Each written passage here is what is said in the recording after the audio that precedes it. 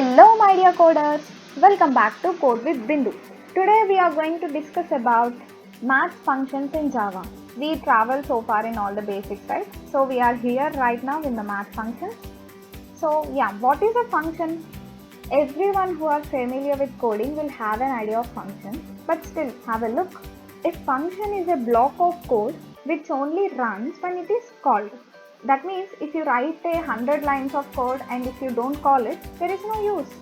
Except main function. Main function will automatically run even if you don't call it because it is it is the innate ability of the programming languages. In remaining all functions, you should call them, then only they run. Where in and user defined thing.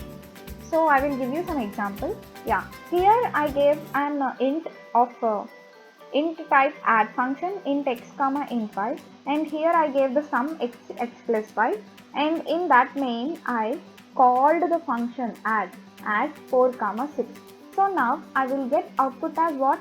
6 plus 4 10. Hope you understood. All these are what?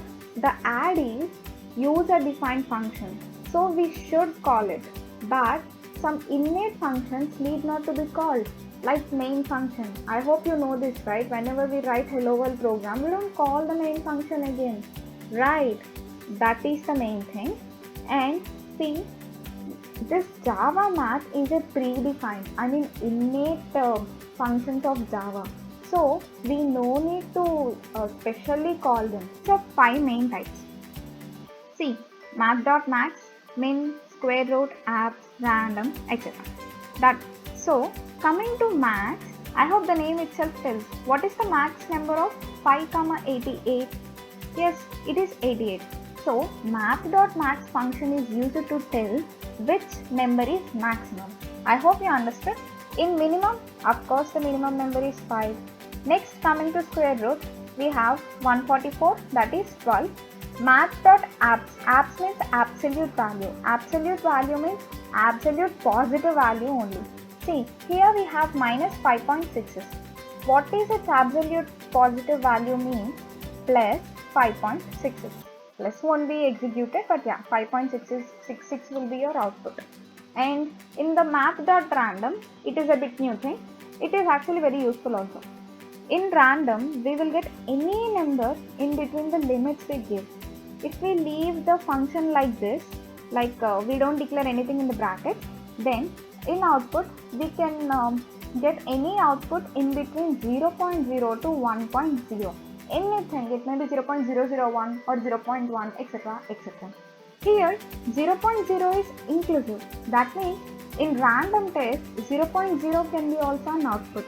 But 1.0 is not inclusive, it is exclusive. You won't get 1.0.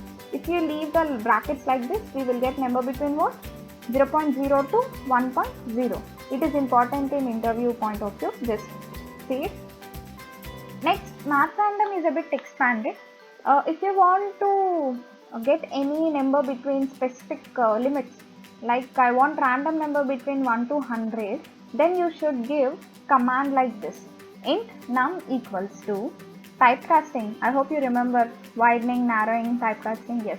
Int of math.random, and at last I gave 101.